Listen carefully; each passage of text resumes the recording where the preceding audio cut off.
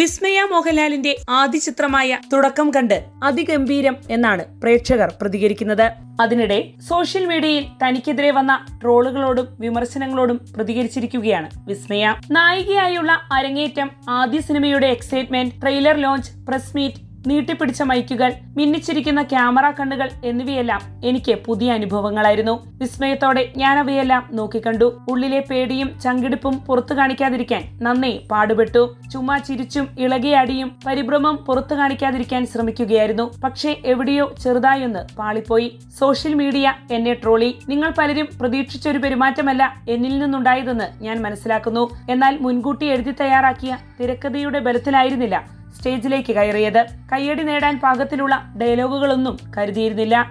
ആൾക്കൂട്ടത്തെ ആദ്യമായി അഭിമുഖീകരിച്ച് മലയാളത്തിൽ സംസാരിക്കേണ്ടി വന്നപ്പോൾ, ചോദ്യങ്ങൾക്ക് പെട്ടെന്ന് ഉത്തരം പറയേണ്ടി വന്നപ്പോൾ എന്റെ ശബ്ദം ഇടറിപ്പോയി.